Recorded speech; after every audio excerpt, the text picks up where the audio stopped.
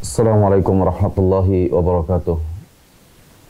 Innal hamdalillah nahmaduhu wa nasta'inuhu wa nastaghfiruh wa na'udzu billahi min shururi anfusina wa sayyiati a'malina may yahdihillahu fala mudilla lahu wa may yudlil fala hadiyalah. Asyhadu an la ilaha illallah wahdahu la syarika lahu wa asyhadu anna Muhammadan abduhu wa rasuluh. Allahumma salli wa sallim wa barik ala nabiyyina Muhammadin wa ala alihi wa sahbihi ajma'in. Ya ayyuhalladzina amanu taqullaha haqqa tuqatih wa la tamutunna illa wa antum muslimun. Ya ayyuhan nasu taqu rabbakumul ladzi khalaqakum min nafsin wahidah wa khalaqa minha zawjaha wa batha minhuma rijalan katsiran wa nisaa'a wattaqullaha واتقوا الله الذي تساءلون به والأرحم إن الله كان عليكم رقيبا يا أيها الذين آمنوا اتقوا الله وقولوا قولا سديدا يصلح لكم أعمالكم ويغفر لكم ذنوبكم ومن يطع الله ورسوله فقد فاز فوزا عظيما أما بعد فإن أصدق الحديث كتاب الله وخير الهدي هدي محمد صلى الله عليه وسلم wa syarrul umuri muhdatsatuha wa kullu muhdatsatin bid'ah wa kullu bid'atin dhalalah wa kullu dhalalatin finnar. Ikhwatal iman, saudaraku kaum muslimin dan muslimat, para pemirsa Ahsan TV yang dimuliakan Allah Subhanahu wa taala. Kembali kita di pagi hari ini kita bersyukur kepada Allah Subhanahu wa taala atas segala nikmat yang Allah karuniakan kepada kita, nikmat Islam, nikmat iman, nikmat sunnah, nikmat sehat wal afiat, dan juga nikmat kita diberikan kemudahan oleh Allah Subhanahu wa taala untuk senantiasa memberikan ketundukan jiwa kita kepada Allah dengan berbagai macam ibadah yang Allah perintahkan kepada kita sekalian dalam rangka kita mewujudkan sikap beragama kita al-Islam yang hak, yang Allah Subhanahu wa taala jadikan Islam ini merupakan nikmat sebesar-besarnya untuk kita sebagai manusia di atas muka bumi ini. Yang ketika kita mensyukuri nikmat Islam itu, maka harus diwujudkan dalam bentuk penghambaan diri kita secara mutlak kepada Allah Subhanahu wa taala dan ittiba kita kepada Rasulullah sallallahu alaihi wa alihi wasallam. Untuk itulah seorang yang dirinya telah Allah karuniakan Islam, Allah berikan kebahagiaan kepadanya dengan nikmat beragama Islam, maka wajib dia bersyukur untuk mewujudkan rasa syukur tersebut dalam bentuk mengamalkan apa yang diperintahkan oleh Allah Subhanahu wa taala, apa yang diperintahkan oleh Rasulullah sallallahu alaihi wasallam, serta meninggalkan apa yang dilarang oleh Allah dan Rasul-Nya. Dan inilah perwujudan seseorang ketika dia beragama Islam. Jika memang dia meyakini bahwa Islam ini adalah agama yang hak, agama yang benar, yang bukan semata-mata sebagai simbol dalam kehidupan manusia, tapi Islam ini adalah menjadi jalan hidup kita. Islam menjadi satu-satunya jalan keselamatan dalam hidup kita di dunia dan juga kehidupan kita kelak di akhirat. Untuk itulah, untuk mengetahui bahwa Islam merupakan seagung-agungnya nikmat, yang tidak ada nikmat yang lebih agung daripada nikmat iman dan juga nikmat Islam ini. Sehingga menjadi salah satu prinsip dasar dalam beragama kita adalah bahwa Islam adalah satu-satunya agama yang benar yang tidak ada agama di atas muka bumi yang benar kecuali Islam. Inilah prinsip yang ke-12 yang dijelaskan oleh Fadilatul Ustadz Yazid bin Abdul Qadir Jawas hafizahullah wa mata'ahu bisihhati wal afiyah dalam buku beliau Prinsip Dasar Islam. Kita bahas prinsip dasar Islam yang ke-12 adalah Islam adalah satu-satunya agama yang benar. Maknanya adalah tidak akan ada agama atau tidak ada agama di atas muka bumi ini yang hak kecuali Islam. Saudaraku kaum muslimin yang dimuliakan Allah Subhanahu wa taala, memiliki keyakinan dalam jiwa bahwa Islam adalah satu-satunya agama yang benar ini sangat membutuhkan sebuah pengorbanan jiwa dan raga kita, harta, tenaga, dan pikiran kita. Karena ketika kita meyakini bahwa agama Islam adalah agama yang hak, satu-satunya agama yang benar, maka kita akan berada di hadapan propaganda-propaganda orang-orang yang masih memiliki penyimpangan dalam pemahaman ini. Baik itu secara internal dari kaum muslimin yang jahil terhadap agama ini, maupun ada unsur kesengajaan dari mereka orang-orang yang benci dengan lahirnya Islam.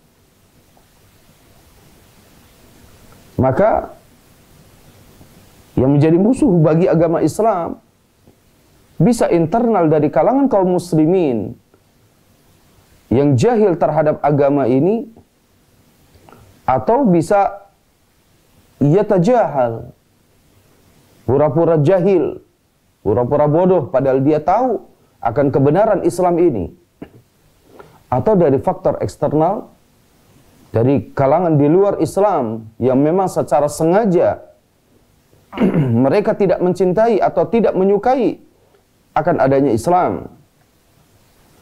Hasadan min indi anfusihim, karena rasa hasud, rasa dengki yang ada pada jiwa mereka. Sebagaimana yang dilakukan oleh orang ahlul kitab, Yahudi maupun Nasrani, yang mereka benci terhadap Islam karena hasud, iri dan dengki mereka terhadap Islam. Untuk itulah kita mencoba untuk memahami agar ini menjadi salah satu prinsip yang paling dasar bagi kita semua kaum muslimin dalam beragama.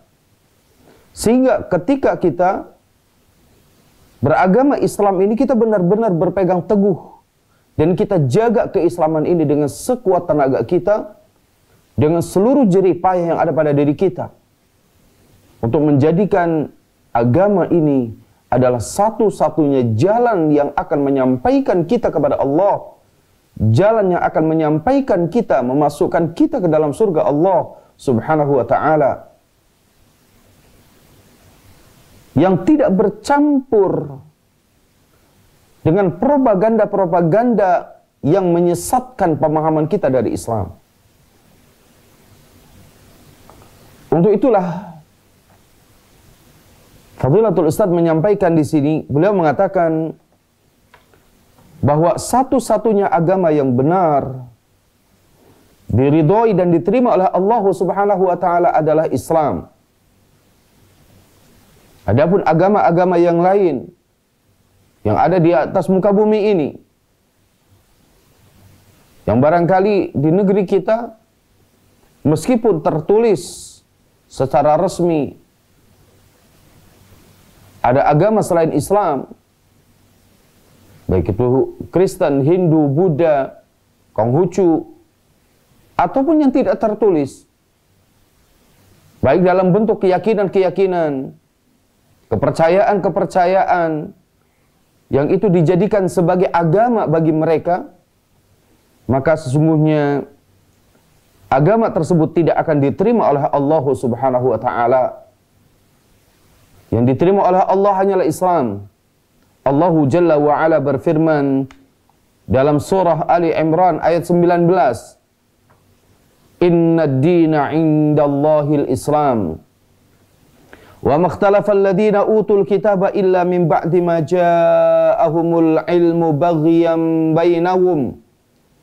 Wa may yakfur bi ayatillahi fa innallaha sari'ul hisab. Sesungguhnya agama di sisi Allah ialah Islam. Tidaklah berselisih orang-orang yang telah diberi Alkitab kecuali setelah mereka memperoleh ilmu, karena kedengkian di antara mereka. Barang siapa yang ingkar terhadap ayat-ayat Allah, maka sesungguhnya Allah sangat cepat perhitungannya. Pada ayat ini Allah Subhanahu wa taala menjelaskan innad dina 'indallahil Islam. Sesungguhnya agama di sisi Allah Subhanahu wa taala adalah Islam, dan kita semua manusia yang ada di atas muka bumi ini adalah hamba Allah Subhanahu wa taala yang wajib menghambakan dirinya kepada Allah Azza wa Jalla yang telah menciptakan kita, yang telah memberikan rizki kepada kita, memberikan kehidupan kepada kita, menghembuskan angin, menurunkan air, memberikan kehidupan secara keseluruhan sampai Allah Subhanahu wa taala akan wafatkan kita semuanya. Allah Subhanahu wa taala yang punya agama ini, yaitu agama Islam yang wajib bagi manusia semuanya yang hidup saat ini di atas muka bumi ini, wajib mereka memeluk agama Islam. Karena ini adalah satu-satunya agama yang hak. Inna dina 'indallahil Islam. Sesungguhnya agama di sisi Allah Subhanahu wa taala adalah Islam. Dan yang berfirman seperti ini adalah Allah Subhanahu wa taala. Yang mengatakan hal ini adalah Allah Azza wa Jal, Al-Khaliq, yang menciptakan kita. Bukan dari lisan manusia. Allah yang menghendaki bahwa Islam satu-satunya agama milik Allah Subhanahu wa ta'ala. Maka dalam surah Ali Imran ayat 83-nya Allah Subhanahu wa ta'ala menjelaskan kepada kita, afa ghayra dinillahi yabghun wa lahu aslama man fis samawati wal ardi taw'an wa karha wa ilaihi yurja'un. Maka mengapa mereka mencari agama yang lain selain agama Allah? Agama Allah adalah Islam. Kenapa masih ada orang-orang yang mencari agama selain dari agama yang telah Allah berikan kepada kita? Siapa kita? Kita adalah makhluk Allah Subhanahu wa ta'ala. Dan Allah Azza wa Jalla menurunkan agama Islam untuk manusia. Kenapa mereka masih mencari agama selain dari agama Allah? Walahu aslama man fis samawati wal ardi. Padahal apa yang ada di langit dan apa yang ada di bumi, mereka aslama, mereka berserah diri kepada Allah Subhanahu wa ta'ala. Artinya mereka telah memberikan seluruh apa yang mereka miliki kepada Allah Subhanahu wa ta'ala. Walahu aslama man fis samawati wal ard. Seluruh makhluk yang ada di atas langit sana, seluruh makhluk yang ada di atas muka bumi ini, mereka semuanya, para malaikatnya, kemudian tumbuhan yang ada, ikan-ikan yang ada, seluruh makhluk hidup yang ada, selain daripada manusia, kemudian jin, mereka semua tunduk kepada Allah Subhanahu wa ta'ala. Maka Allah bertanya, mengapa masih ada orang-orang yang mencari agama selain agama Allah Subhanahu wa ta'ala? Padahal apa yang ada di langit dan apa yang ada di bumi, mereka semuanya tunduk kepada Allah Subhanahu wa ta'ala. Mereka berserah diri kepada Allah Subhanahu wa ta'ala, tau'an wa karha, dengan suka maupun terpaksa. Wa ilaihi yurja'un, dan hanya kepadanya lah mereka semuanya dikembalikan. Maka yakinlah ikhwatal iman, a'azzanallahu wa iyyakum ajma'in. Siapa saja yang mencari agama selain agama Islam, maka dia tidak akan diterima oleh Allah Subhanahu wa ta'ala. Allah Jalla wa Ala berfirman dalam surah Ali Imran ayat 85, "Wa may yabtaghi ghairal islami dina falan yuqbala minhu wa huwa fil akhirati minal khasirin." Kata Allah Subhanahu wa taala, barang siapa mencari agama selain agama Islam, dia tidak akan diterima dan di akhirat dia termasuk orang-orang yang rugi. Seluruh amalnya dia di dunia tidak akan diterima oleh Allah Subhanahu wa taala. Dan kelak ketika semua manusia diwafatkan oleh Allah Subhanahu wa taala, maka kemudian orang-orang mukmin amalnya diterima oleh Allah Subhanahu wa taala, maka orang yang beragama tidak dengan agama Islam, lan yuqbala minhu, tidak akan diterima, wa huwa fil akhirati minal khasirin, dan di akhirat dia merugi karena dia tidak mendapati kebaikan apa-apa.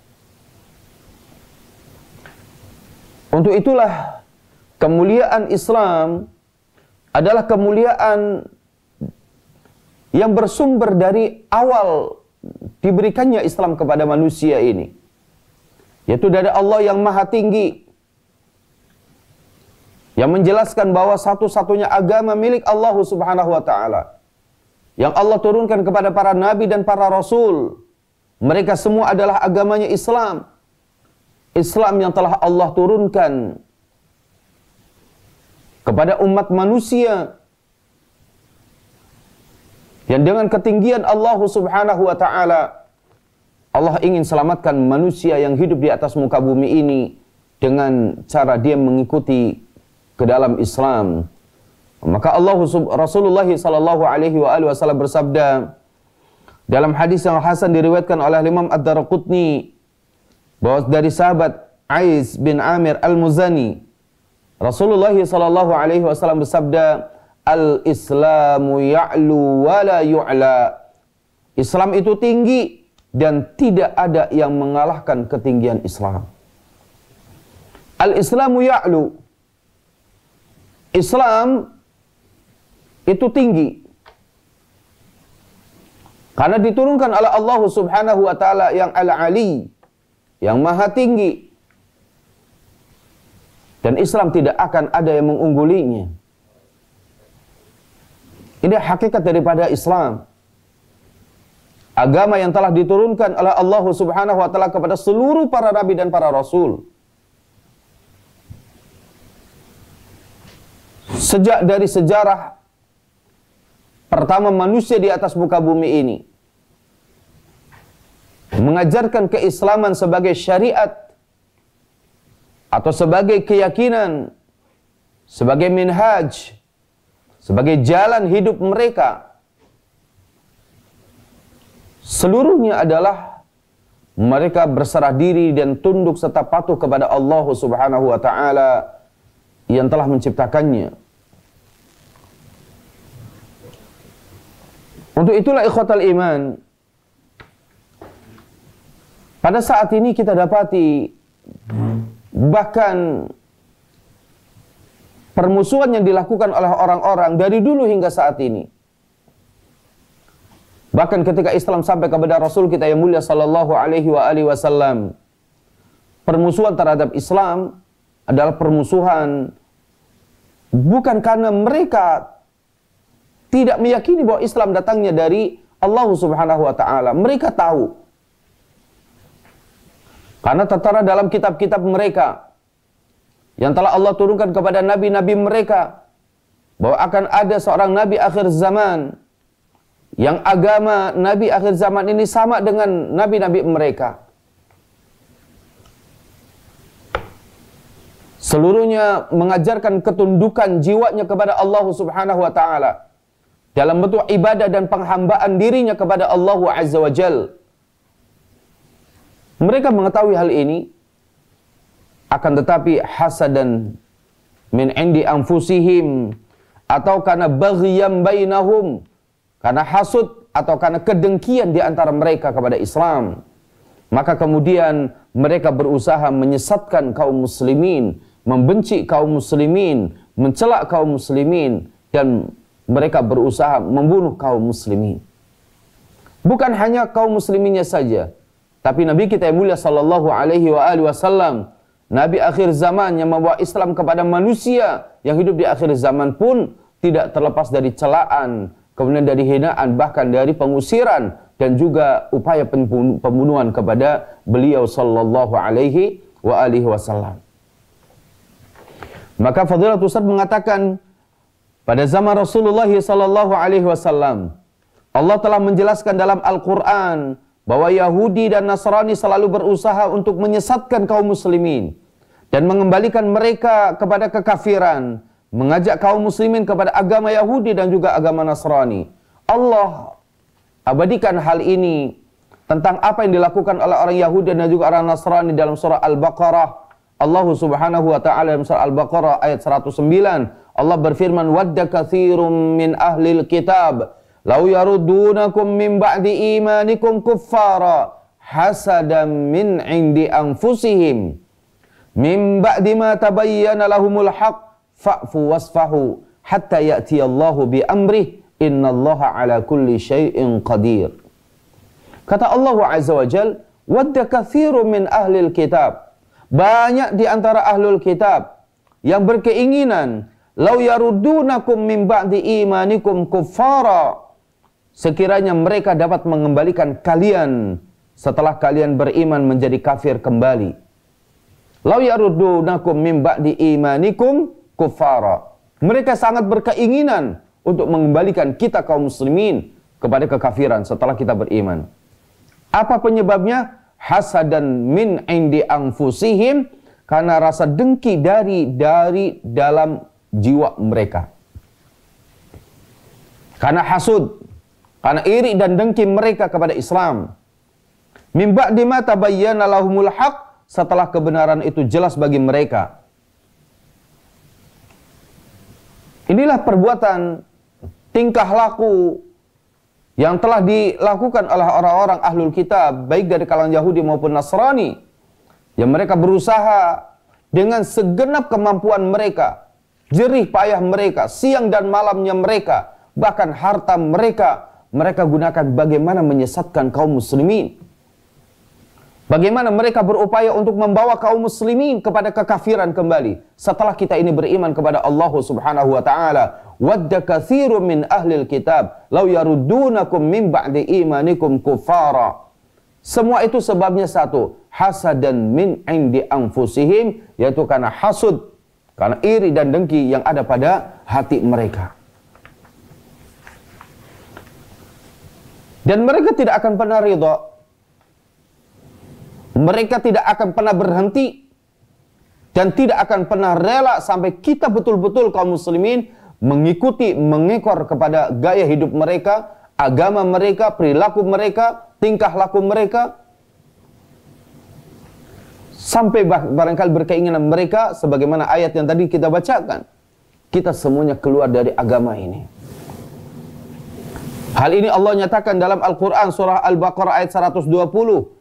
Walan tarda ankal yahudu walan nasara hatta tattabi'a millatahum qul inna hudallahi huwal huda wala ini taba'ta ahwa'ahum ba'dalladhi ja'aka minal ilm ma laka minallahi min waliyyin wala nasir.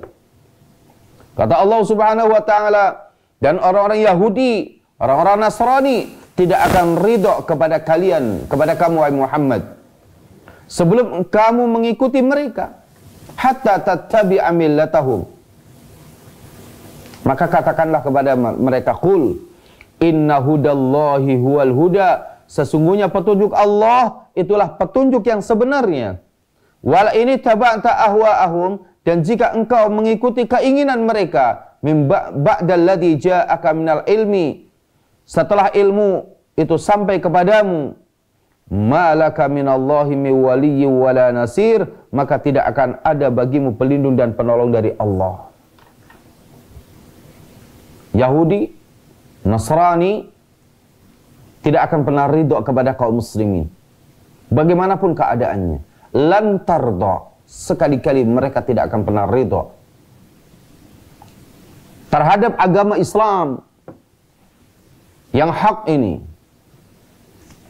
Inilah terkadang bahayanya hasud, bahayanya dengki, iri, yang merupakan akhlak yang buruk, yang bisa menghapuskan seluruh kebaikan-kebaikan yang ada. Bahkan kebencian mereka kepada Islam, mereka buktikan dengan merubah-rubah apa yang telah Allah turunkan pada kitab-kitab mereka. Gunanya adalah apa? Gunanya untuk membentengi kebencian mereka, yang seakan-akan bahwa tulisan-tulisan mereka yang ada pada kitab-kitab mereka itu seakan-akan dari Allah Subhanahu wa taala. Yuharrifunal kalima amma wadhi'ihi. Mereka merubah-rubah ayat-ayat Allah Subhanahu wa taala dari tempat-tempat yang ada pada kitab tersebut. Mereka rubah, mereka campur adukkan perkataan Allah Subhanahu wa taala dalam kitab mereka bercampur dengan perkataan manusia dari sesembahan-sesembahan mereka, dari kalangan tokoh-tokoh agama mereka.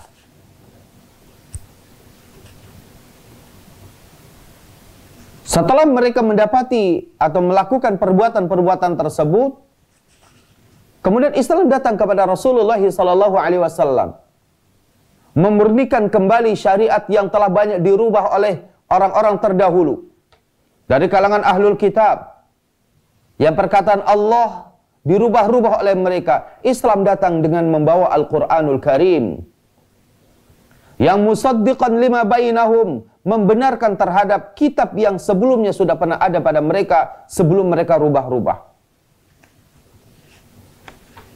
Untuk itulah Nabi kita yang mulia sallallahu alaihi wa alihi wasallam menjelaskan kepada kita tentang kewajiban manusia yang hidup di atas muka bumi ini untuk mengikuti agama Islam, beragama sebagaimana agama Rasulullah Muhammad sallallahu alaihi wa alihi wasallam. Dalam hadis yang sahih diriwayatkan oleh Imam Muslim dari sahabat Abu Hurairah radhiyallahu anhu, "Walladzi nafsu Muhammadin biyadihi la yasma'u bi ahadun min hadhihi al-ummati yahudiyyun wala nasraniyyun thumma yamutu wa lam yu'min billadzi ursiltu bihi illa kana min ashabin nar." Kata Rasulullah sallallahu alaihi wasallam. Apa kata beliau? Demi Allah yang diri Muhammad berada di tangannya, tangan Allah Subhanahu wa taala. Demi Allah yang diri Muhammad, yang jiwa Muhammad berada di tangan Allah. Tidaklah seorang dari umat Yahudi dan Nasrani yang telah mendengar diutusnya aku, kata Muhammad sallallahu alaihi wasallam.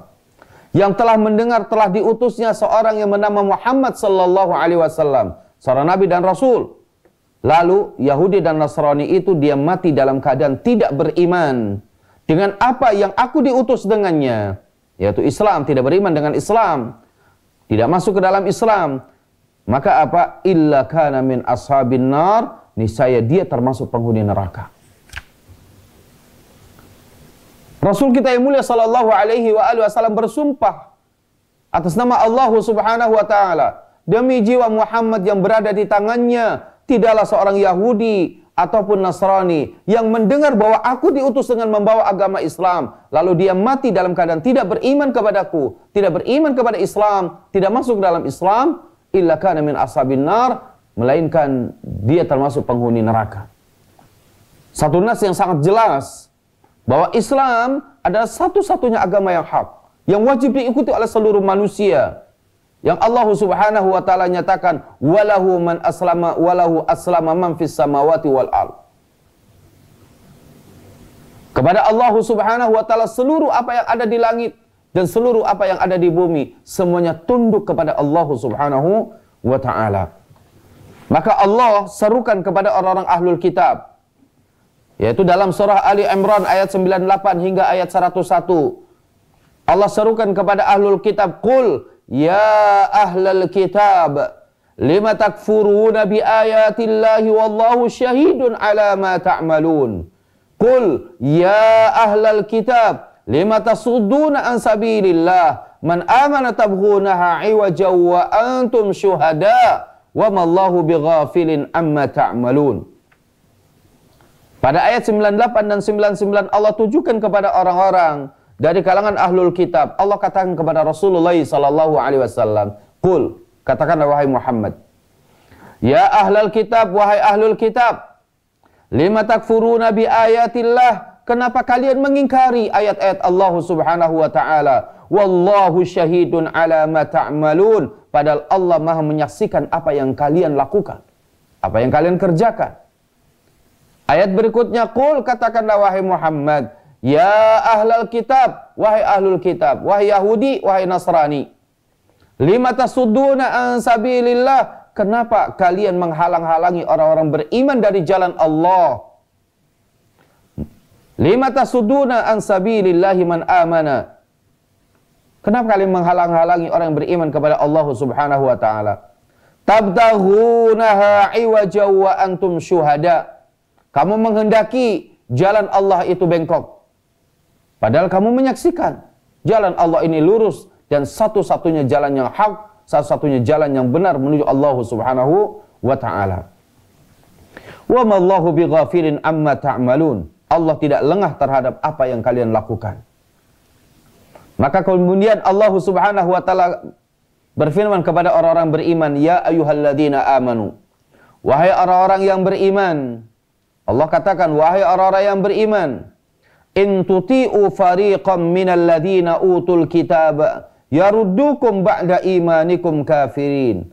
Jika kalian mengikuti sebagian dari orang-orang yang telah diberikan Alkitab, niscaya mereka akan mengembalikanmu menjadi orang kafir setelah beriman. Allah nyatakan hal ini kepada orang yang beriman. Siapa saja yang kalian mengikuti, jangankan mengikuti secara keseluruhan. Kata Allah Subhanahu wa taala, in tuti'u fariqam minal ladzina utul kitab. Jika kalian mengikuti sebagian dari orang-orang ahlul kitab, maka apa? Yaruddukum ba'da imanikum kafirin. Mereka akan berusaha mengembalikan kalian kepada kekafiran setelah keimanan kalian. Maka bahaya, ya, kita menjadikan orang-orang di luar Islam sebagai sahabat sejati, ya, sebagai kawan dekat, sebagai kawan curhatan kita, karena mereka akan berusaha. Kata Allah Subhanahu wa taala, yang menyatakan hal ini adalah Allah Azza wa Jal, yang maha suci, yang tidak akan pernah lengah terhadap apa yang kita lakukan. Wa mallahu bighafilin amma ta'malun. Allah mengingatkan kepada kita, in tuti'u fariqam minal ladzina utul kitab yaruddukum ba'da imanikum kafirin. Mereka akan berusaha untuk apa? Mengembalikan kalian kepada kekafiran setelah kalian beriman kepada Allah Subhanahu wa ta'ala. Lalu Allah katakan, wa kaifa takfuruna wa antum tutsla alaikum ayatullah wa fiikum rasuluh wa may ya'tasim billahi faqad hudiya ila siratim mustaqim. Lalu Allah memberikan jalan keluar agar jangan sampai kita ini terbawa oleh propaganda-propaganda Yahudi dan Nasrani yang mereka bersusah payah dengan segala jerih payahnya untuk mengkafirkan kita semua kaum muslimin, mengembalikan kita semua kepada kekafiran setelah Islam dibawa oleh Nabi kita yang mulia sallallahu alaihi wasallam, setelah Islam diberikan kepada kita dan merupakan nikmat sebesar-besarnya nikmat sebagai jalan hidup bagi kita untuk sampai kepada Allah Azza wa Jalla. Allah berikan jalan keluar ketika Allah katakan kaifa takfurun. Bagaimana kalian kufur?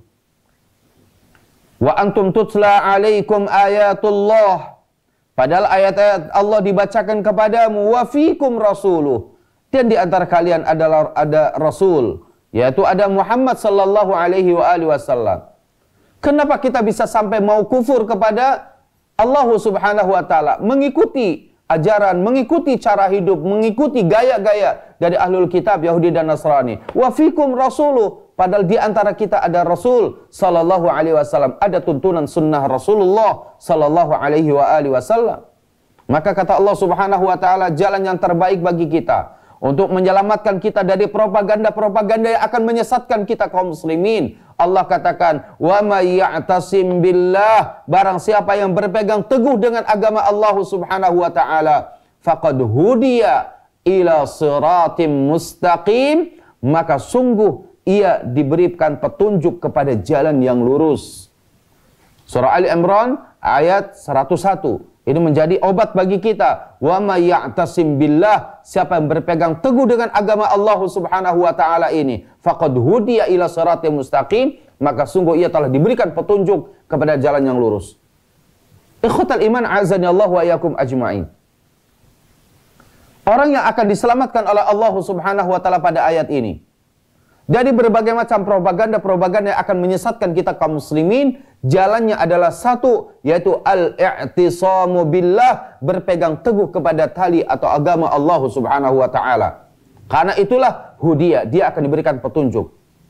Petunjuk menuju apa? Ila shiratim mustaqim, kepada jalan yang lurus, yaitu jalan menuju Allah Subhanahu wa taala. Ikhwatal iman, para pemirsa Ahsan TV dimuliakan Allah Subhanahu wa taala.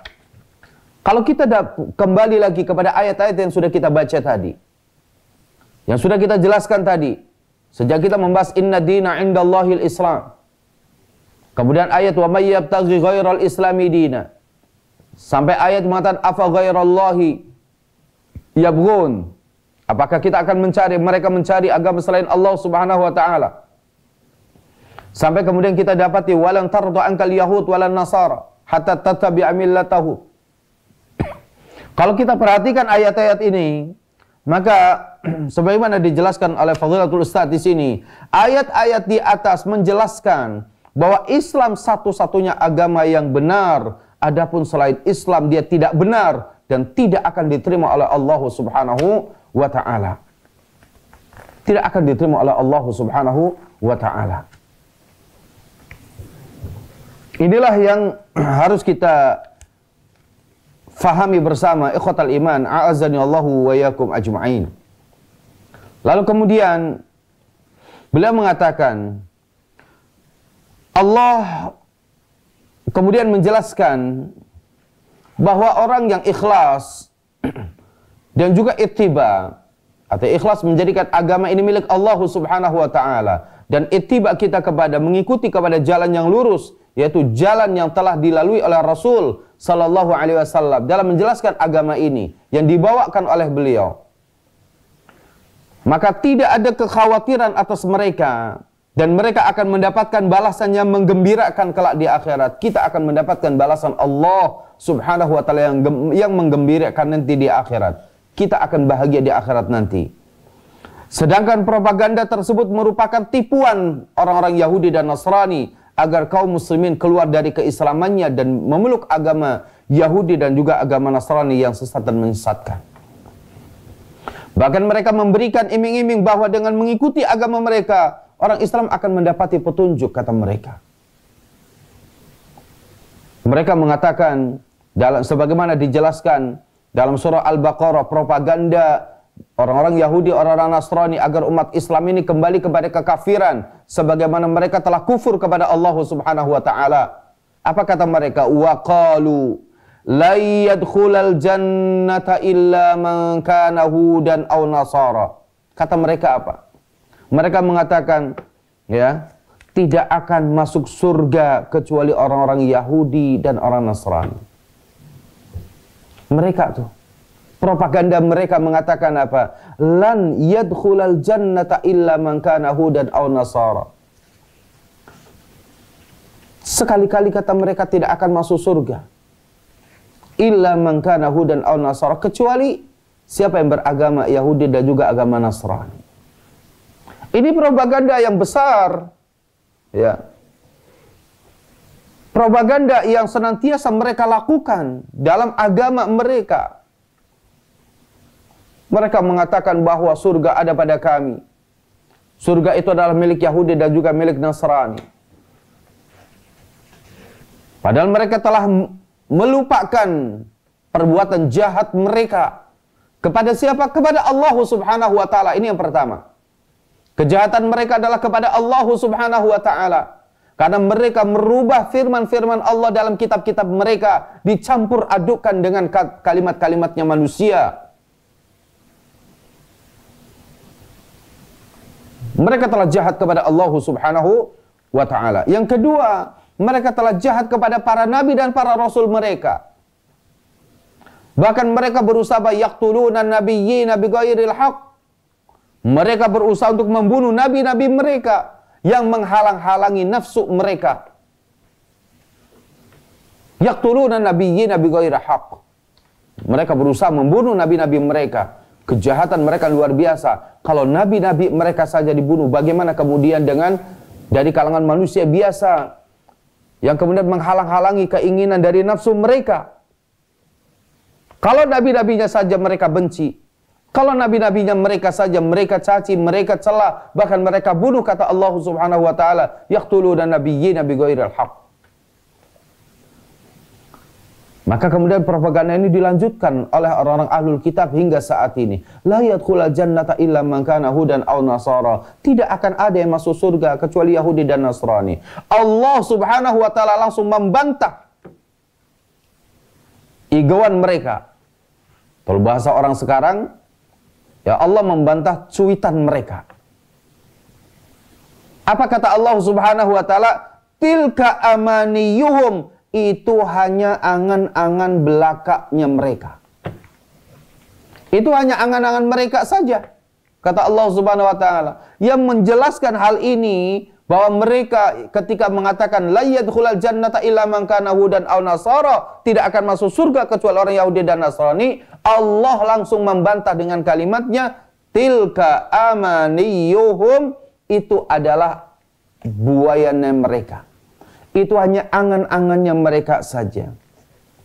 Allah katakan, qul, ya, wahai Muhammad, katakanlah kepada mereka, hatu burhanakum in kuntum shadiqin. Tunjukkan bukti kebenaranmu jika kalian benar-benar orang-orang yang, jika kalian itu mengaku orang yang benar. Tunjukkan bahwa kalian akan masuk surga. Tunjukkan bahwa kalian itu akan masuk surga. Bala, tidak. Kata Allah Subhanahu wa ta'ala, tidak surga untuk mereka. Surga bukan untuk mereka. Lantas surga untuk siapa? Allah Subhanahu wa ta'ala yang langsung membalasnya, menjawabnya. Man aslama wajhahu lillah. Siapa yang menyerahkan diri sepenuhnya kepada Allah, wa huwa muhsin, dan dia berbuat baik, falahu ajruhu 'inda rabbih, maka dia akan mendapatkan pahala di sisi Allah, yaitu surga Allah Subhanahu wa taala. Balasan dari Allah Subhanahu wa taala adalah jannatun na'im, surga-surga yang penuh dengan kenikmatannya. Khalidina fiha, yang kekal mereka di dalamnya. Ini adalah bagian daripada ajrun, ganjaran dan balasannya telah Allah siapkan bagi siapa? Man aslama wajhahu lillah wa huwa muhsinun. Yaitu orang yang menyerahkan dirinya kepada Allah sepenuhnya. Agama dia, keyakinan dia, ibadah dia, akhlak dan adabnya dia, aslama wajhahu lillah. Serahkan kepada Allah Subhanahu wa taala, ketundukan jiwanya kepada Allah Subhanahu wa taala, wa huwa muhsin. Lalu dia terus berbuat baik. Maka apa kata Allah? Falahu ajruhu 'inda rabbih. Maka baginya balasan dari Allah Subhanahu wa taala. Wala khaufun 'alaihim wa lahum yahzanun. Dan tidak akan ada rasa takut pada mereka dan tidak akan ada rasa sedih pada jiwa mereka.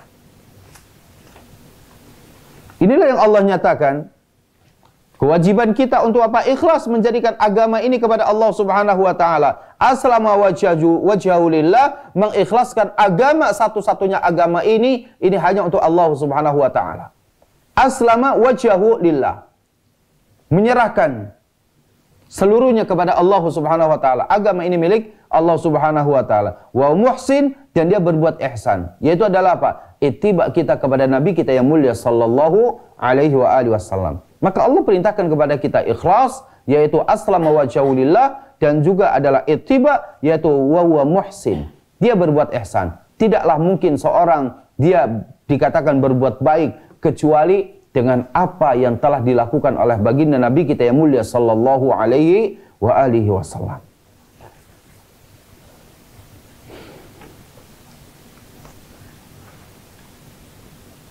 Kemudian propaganda mereka kembali, ahlul kitab, sebagaimana Allah jelaskan dalam surah Al-Baqarah ayat 135. Apa propaganda berikutnya? Tadi propaganda yang mengatakan la yadkhulul jannata illa man kana hudan aw nasara, tidak akan masuk surga kecuali Yahudi dan Nasrani. Allah bantah langsung. Tilka amanihum. Itu buayanya mereka saja. Itu angan-angannya mereka saja. Padahal kata Allah tidak. Bala. Orang yang akan Allah berikan surga adalah hanya dua sifat yang ada pada diri manusia, yaitu man aslama wajhahu lillah, yaitu ikhlas menjadikan agama milik Allah Subhanahu wa taala. Yang kedua wa huwa muhsin, dan dia berbuat ihsan. Yaitu berbuat ihsan apa? Yaitu ada ittiba kita kepada Rasul, orang yang beragama yang sebagaimana agama yang telah dilalui oleh Rasul kita yang mulia sallallahu alaihi wasallam. Propaganda berikutnya juga mereka mengatakan apa? Waqalu, mereka mengatakan kunu hudan aw nasara tahtadu. Kunu hudan aw nasara tahtadu. Ini surat Al-Baqarah ayat 135. Jadilah kalian itu penganut Yahudi atau Nasrani, maka tahtadu, kalian akan mendapati petunjuk. Ya, ini propaganda mereka lagi. Ya, kata mereka kunu hudan aw nasara tahtadu. Jadilah kalian pengikut-pengikut Yahudi dan Nasrani, tahtadu, maka kalian akan mendapati petunjuk. Apakah Allah dia?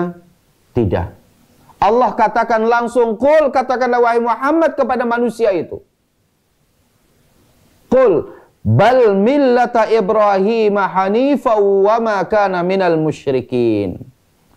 Ya, tidak. Tetapi mengikuti agama Nabiullah Ibrahim alaihi salam. Ya, dan Nabi Ibrahim wa ma kana minal musyrikin, tidak termasuk orang-orang mempersekutukan Allah Subhanahu wa taala. Agama Nabi Ibrahim, agama Nabi Ismail, agama Nabi Ishak dengan keturunannya, dan juga agama Nabi kita yang mulia sallallahu alaihi wasallam adalah Muslim. Allah sendiri yang mengatakan makana Ibrahimu Yahudiyan wala Nasraniyan walakin kana hanifan muslima. Ya, Ibrahim itu bukan Yahudi, Ibrahim itu bukan Nasrani, maka Ibrahimu Yahudiyan wala Nasraniya. Nabi Ibrahim itu bukan orang Yahudi, Nabi Ibrahim juga bukan orang Nasrani, walakin kana hanifa, tapi Nabi Ibrahim itu adalah seorang yang hanif, yang lurus. Lurus menjadikan agama yang dibawa oleh Nabiullah Ibrahim alaihissalam lurus menuju Allah Subhanahu wa taala. Aslama wajhahu lillah, menghadapkan wajahnya kepada Allah Subhanahu wa taala. Muslimah, dan beliau adalah seorang muslim. Berarti agama seluruh para nabi adalah agama Islam. Allah Subhanahu wa taala tidak pernah menurunkan agama-agama selain dari agama Islam dari seluruh para nabi yang ada. Maka kata Allah Subhanahu wa taala, la talbisul haqqo bil batil wa taktumul haqqo wa antum ta'lamun. Dalam surah Al-Baqarah ayat 42-nya, janganlah kalian campur adukan kebenaran dengan kebatilan, dan janganlah kalian sembunyikan kebenaran itu. La talbisul haqqo bil batil wa taktumul haqqo. Kalian sembunyikan kebenaran. Mereka tahu Islam ini adalah agama yang benar, agama yang hak, agama yang sama sebagaimana telah diturunkan kepada nabi-nabi mereka dari sejak Nabi Ibrahim alaihissalam, Nabi Ismail, Nabi Ishak dan yang lainnya sampai seluruh para nabi sampai Nabiullah Isa alaihissalam. Mereka tahu, tapi kembali lagi baghyan bainahum hasadan min indi anfusihim, kebencian mereka, hasud mereka, kedengkian mereka, iriknya mereka. Itu saja penyebabnya. Sehingga mereka melupakan agama yang pernah dibawa oleh para nabi dan para rasul mereka. Bahkan mereka merubah ayat-ayat dari Allah Subhanahu wa taala yang telah Allah turunkan melalui nabi-nabi mereka. Mereka lupakan Taurat, mereka lupakan Zabur, mereka lupakan Injil. Mereka rubah-rubah itu semuanya. Campur adukkan dengan perkataan-perkataan manusia. Ya, maka ini adalah merupakan keburukan sekaligus sebagai kejahatan. Untuk itulah, kata beliau, kewajiban kita bersikap hati-hati terhadap propaganda-propaganda yang sesat dan menyesatkan, yang menyatakan bahwa semua agama adalah baik, kebersamaan antar agama, satu Tuhan, tiga agama, persaudaraan antar agama, persatuan agama, perhimpunan agama samawi, persatuan agama Ibrahimiyah, persatuan agama ilahi, persatuan kaum beriman, pengikut millah, persatuan umat manusia, persatuan agama tingkat nasional, persatuan agama tingkat internasional, persaudaraan agama, satu surga banyak jalan, dialog antar umat beragama, dan lain-lain. Ini propaganda-propaganda yang memang sengaja mereka buat-buat tuh. Yang seakan-akan bahwa mereka ini, pertama, banyak tujuan yang mereka ingin capai dari propaganda-propaganda itu. Baik itu melalui seminar-seminar yang ada, bahkan barangkali lokakarya yang ada. Ya, mereka bentuk perhimpunan ini, mereka bentuk ormas ini, organisasi ini, segala macamnya. Bahkan terkadang kita dapati ada dalam satu majelis, ya, campur aduk agama di situ, persatuan agama kata mereka. Yang ngajinya dibacakan di situ ayat Al-Qur'annya, ya perkataan manusianya melalui ya kitab-kitab mereka dibacakan di situ. Campur aduk, campur baur. Apa tujuan mereka sebenarnya terhadap yang mereka lakukan melalui propaganda-propaganda ini? Banyak. Dijelaskan oleh Fadilatul Ustaz dalam buku ini bahwa mereka memiliki tujuan. Ini harus kita pahami. Dengan propaganda-propaganda yang ada, mereka memiliki tujuan. Apa tujuan mereka? Pertama, menimbulkan kebimbangan terhadap Islam, mengacaukan pemahaman kaum muslimin, serta menjerumuskan kaum muslimin dengan cara menyebarluaskan syahwat dan syubhat mereka. Jadi bagaimana membuat umat Islam ini bingung? Ternyata benar juga bahwa agama ini sebenarnya adalah milik Tuhan. Tuhannya satu. Yang penting mengajarkan kebaikan, mengajarkan kasih sayang, mengajarkan ini dan itu. Meskipun tidak sholat, meskipun tidak puasa, meskipun tidak ini. Yang penting dengan tetangga baik, yang penting semuanya diberikan kebimbangan-kebimbangan seperti itu. Yang kemudian inilah memang salah satu strategi perangkap-perangkap kesesatan yang sengaja disebarluaskan oleh mereka. Untuk menimbulkan kebimbangan dan keraguan-raguan pada jiwa kaum muslimin. Bahkan yang kedua, mendangkalkan cakupan agama Islam dan kandungannya. Padahal Islam mengatur seluruh lini kehidupan manusia melalui gerakan sekulerismenya mereka. Melalui gerakan kapitalisme ekonomi mereka atau sisi politiknya mereka. Mereka ingin agama tidak perlu masuk dalam wilayah-wilayah dunia. Mereka ingin memisahkan bahwa agama ini cukup di masjid. Tidak perlu agama memasuki wilayah-wilayah pendidikan. Tidak perlu agama masuk dalam wilayah-wilayah ekonomi. Tidak perlu agama mengajarkan kepada kita masuk wilayah pasar dan lainnya. Mereka ingin agama hanya berpusat di masjid saja. Mendangkalkan cakupan agama Islam ini. Ini strategi mereka. Kaum sekuler mereka berusaha dengan seluruh harta yang mereka miliki. Bahkan tokoh-tokoh agama silih berganti, yang satu meninggal terus muncul lagi anak buahnya, muncul lagi anak buahnya. Mengajarkan agar umat Islam ini dia berpemahaman sekuler, dia memisahkan agama dari dunia ini. Slogan mereka mengatakan ma lillahi lillah wa li qaisar qaisar. Agama ini mana yang untuk Allah ya untuk Allah. Ya, sesuatu yang untuk Allah ya untuk Allah. Kalau untuk kaisar ya kaisar. Mereka pisahkan. Seakan-akan bahwa agama tidak boleh mengatur permasalahan politik, agama tidak boleh mengatur masalah ekonomi. Padahal Islam adalah satu kesatuan agama yang sempurna. Bahkan sudah dijelaskan pada prinsip dasar yang sebelumnya. Bahwasanya tidaklah, kata sahabat yang mulia Abdullah bin Mas'ud radhiyallahu anhu, ketika beliau menjelaskan bahwa Rasulullah SAW diwafatkan oleh Allah Subhanahu wa taala, tidaklah seekor burung yang sedang terbang di atas langit yang membolak-balikkan sayapnya kecuali bayyana lana ilman, Rasulullah mengajarkan ilmunya kepada kita. Jadi bukan hanya sekedar masalah agama, tapi masalah dunia dijelaskan oleh Rasulullah SAW. Ini bukti kesempurnaan dari agama yang hak ini. Tapi sengaja dari orang-orang mereka mendangkalkan akidah kita, mendangkalkan cakupan agama Islam, mendangkalkan pemahaman kaum muslimin. Ini salah satu tujuan propaganda yang ada.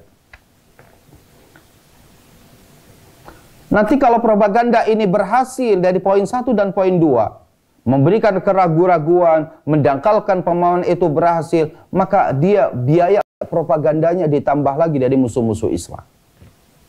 Masuk kepada proyek yang lebih besar lagi, diantaranya adalah proyek yang ketiga, memunculkan kaidah-kaidah yang bertujuan mematikan ajaran umat Islam, melumpuhkan kaum muslimin, mencabut dan memupus akar keimanan dari dalam hati mereka. Proyek yang ketiga ini, kaidah yang dibuat itu adalah bahwa ya seluruh agama ini benar, mengajarkan berbuat baik kepada sesama manusia, tapi dia lupa tidak mengajarkan berbuat baik kepada Tuhan yang telah menciptakan kita, Allahu Jalla wa'ala. Bahkan proyek yang sangat besar ini, kita katakan lebih dahsyat kesesatannya dari apa yang pernah terjadi pada masa sebelumnya. Ketika orang-orang musyrik Jazirah Arab mereka masih meyakini Allah yang menciptakan dia, Allah yang menghidupkan dia, Allah yang memberikan rizki kepada dia. Yang ketika ditanyakan kepada mereka, siapa yang menciptakan langit, siapa yang menciptakan bumi, siapa yang menurunkan air hujan dari langit, siapa yang menghembuskan angin, siapa yang memunculkan air terus untuk kehidupan manusia, semua mereka mengatakan la yaqulunallah. Mereka mengatakan Allah semuanya yang melakukan hal ini. Tauhid rububiyah mereka mengakui. Hanya saja kesesatan mereka orang Jazirah Arab pada masa itu, kaum musyrikin Jazirah Arab, ketika disuruh beribadah hanya kepada Allah Subhanahu wa taala, menegakkan tauhid uluhiyah dan tauhid ubudiyah mereka ini, mereka tidak mau. Tapi kalau ditanya, siapa menciptakan Anda? Allah. Siapa menghidupkan Anda? Allah. Siapa yang nanti akan mematikan? Allah. Siapa menurunkan air hujan? Allah. Semuanya mengatakan Allah dan Allah. Kalau begitu beribadahlah kepada Allah. Enggak. Saya ingin beribadah kepada Allah tapi melalui sarana ini. Patung-patung, berhala-berhala yang mereka sembah. Nah, proyek yang ketiga yang dilakukan oleh mereka ini proyek yang sangat besar. Membuat kaidah-kaidah dengan apa? Dengan satu tema. Pluralisme dalam beragama, misalkan. Bagi-bagi tugas, sebagaimana kaum sekuler lakukan. Biarkanlah ulama ngurusi masalah ibadah, untuk kami mengurusi yang dunianya. Dan ini adalah apa? Propaganda yang sangat besar. Nanti kalau propaganda ini berhasil, mereka punya proyek yang lebih besar lagi, yaitu apa? Mengkotak-kotakan umat Islam lagi. Mencerai-beraikan, mengurai dan memutuskan tali persaudaraan di antara kaum muslimin di seluruh negeri-negeri Islam. Dibuat umat Islam ini terkotak-kotakan, tidak seperti dahulu. Ini ada negara ini aturannya seperti ini negara ini aturannya seperti ini, beda nih satu persatu. Dari sini mau masuk ke wilayah ini harus pakai paspor, harus izin, harus ini dan yang lain-lain. Dikotak-kotakan umat Islam ini. Lalu nantilah kemudian dibuat persaudaraan mereka itu sebagaimana persaudaraannya orang Yahudi dan juga orang Nasrani. Bagaimana persaudaraan orang Yahudi dan Nasrani? Persaudaraan di atas kepentingan dunianya mereka.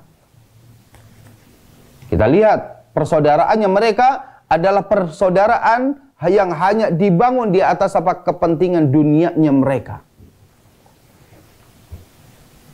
Islam mengajarkan persaudaraan kita dunia dan akhiratnya dibangun. Mereka mengajarkan persaudaraan hanya untuk kepentingan dunianya saja. Itulah dalam politik yang mereka buat, kotak-kotakan kaum muslimin juga, persaudaranya adalah kepentingan. Sampai muncul satu istilah, ya, bahwa kepentingan mereka bersatu itu, ya kepentingan itu sendiri. Kalaulah tidak ada kepentingan terhadap dunia itu, maka dia tidak akan merasa bahwa hal itu penting. Tidak akan ada mereka menjalankan untuk mewujudkan ini atas dasar agama. Tapi mereka, ya, dia berada bersatu di atas kepentingan dunianya. Yang kalau dunia mereka tidak dapat, maka mereka putus persaudaraan sesama mereka. Mereka lepas, ya, mereka tidak lagi bersatu. Dan inilah yang kemudian Allah Subhanahu wa taala melalui lisan Rasulnya sallallahu alaihi wasallam, siapa saja yang bersatu ya di atas kepentingan dunia mereka, maka Allah akan cerai beraikan mereka semuanya. Siapa yang keinginan dalam segala langkah gerak hidupnya dia untuk dunia yang ingin dia kejar, maka dunia akan semakin menjauh dan terus umat ini mengekor untuk mengejarnya. Yang mereka bersatu, Allah akan cerai beraikan. Ketika dunia mereka ya sudah didapat, mereka bersatu. Ketika dunia tidak didapat lagi, maka mereka bercerai-berai, bahkan mereka saling bermusuhan. Propaganda mereka juga ya bertujuan membungkam pena dan juga lisan kaum muslimin tentang pengkafiran kaum Yahudi dan juga kaum Nasrani yang Allah Subhanahu wa taala telah mengkafirkannya. Sampai sekarang ini kaum muslimin kalau untuk mengatakan bahwa orang Yahudi ini kafir, orang Nasrani kafir, mereka ada rasa takut. Maka buat tuh undang-undang, ya, jangan menggunakan kalimat kafir, dirubah menjadi non-muslim. Ya. Lawan Islam adalah al-kufru, kekafiran. Ya. Tidak ada al-Islam, ya, kemudian al-kafir, al-kufru. Muslim, ya lawannya kafir. Dari sejak Rasulullah SAW mendakwahkan Islam di Jazirah Arab, di kota Mekah, maka umat Islam adalah umat yang mereka berbeda dengan kalangan orang-orang kafir, hitam dan putih. Ya, ini Muslim, kemudian satunya adalah orang kafir. Dan Allah Subhanahu wa taala yang menyatakan hal itu, innal ladzina kafaru min ahlil kitabi wal musyrikin. Dalam surah Al-Bayyinah, innal ladzina kafaru, sesungguhnya orang kafir. Allah yang mengatakan hal itu. Innal ladzina kafaru. Mereka mengatakan apa? Ya kalau yang bicara Allah itu nggak apa-apa. Tapi kalau bicara ustadz jangan.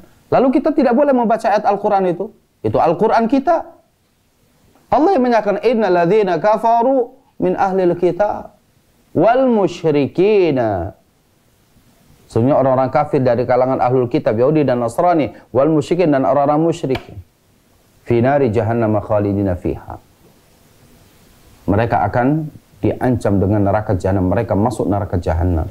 Khalidina fiha, kekal di dalamnya. Ulaika hum syarrul bariyah. Dan mereka adalah seburuk-buruknya manusia, kata Allah Subhanahu wa taala. Kita bacakan ayat-ayat Allah. Bukankah membacakan ayat-ayat Allah Subhanahu wa taala dan mengajarkan pemahaman ini adalah bagian daripada misi kenabian dan kerasulan? Jawabannya iya. Allah perintahkan kepada Nabi kita yang mulia sallallahu alaihi wasallam, kama arsalna fikum rasulan minkum. Sebagaimana kami telah utus seorang nabi kepada kalian, yatslu alaikum ayatina, membacakan ayat-ayat kami, wa yuzakkikum, mensucikan jiwa kalian, wa yuallimumul kitab wal hikmah, mengajarkan pada kalian Alkitab dan juga Al-Hikmah, itu sunnah Rasul yang mulia sallallahu alaihi wasallam. Allah lah yang memerintahkan kepada kita untuk membacakan ayat-ayat Allah ini kepada manusia. Innal ladzina kafaru min ahlil kitab wal musyriki. Sesungguhnya orang kafir dari kalangan ahlul kitab, dari kalangan orang Nasrani, wal musyrikin, dan orang musyrik, ya, yang mereka menyekutukan Allah Subhanahu wa taala. Meskipun orang Yahudi dan orang Nasrani saat ini, ya, mereka adalah musyrik, mereka adalah kafir, sebagaimana Allah jelaskan, ya. Maka mereka pengen membungkam itu, lisan-lisan kaum muslimin, pena-penanya kaum muslimin, untuk tidak mengkafirkan mereka, ya. Dan ini adalah mengkafirkan orang-orang yang telah dikafirkan oleh Allah dan Rasulnya, adalah bagian daripada akidah Ahlussunnah. Ya, bagian daripada akidah Ahlussunnah wal Jamaah adalah mengkafirkan orang-orang yang memang telah dikafirkan oleh Allah dan Rasulnya sallallahu alaihi wasallam. Ya. Kemudian propaganda terus berikutnya, mereka memiliki tujuan menghapus hukum-hukum Islam yang diwajibkan atas kaum muslimin terhadap orang Yahudi, terhadap orang Nasrani, dan juga orang kafir lainnya. Apa di antaranya? Banyak hukum yang terkait dengan mereka. Yang Islam punya cara bagaimana bermuamalah dengan mereka. Sekarang ini kan ya sebagian dari kita, entah kita kurang memahaminya atau kita tidak mau berusaha untuk memahaminya. Kaum muslimin ini sekarang banyak dibodoh-bodohi ya oleh peraturan-peraturan ataupun oleh meskipun dibuat oleh kaum muslimin itu sendiri yang mereka itu jahil. Sebut saja misalkan dalam masalah ya berkaitan dengan zakat dan juga berkaitan juga dengan pajak. Ya, ini salah satu contoh yang nampak di hadapan kita. Kaum muslimin ini punya kewajiban dua, tinggal di sebuah wilayah seperti kita ini. Punya mobil harus pajak, punya motor dia pajak, punya tanah dia pajak, punya bumi dan bangunan dia pajak, beli makanan siki pajak, ya. Beli teh pajak, beli permen satu pajak, semuanya pajak, pajak dan pajak semuanya. Ya.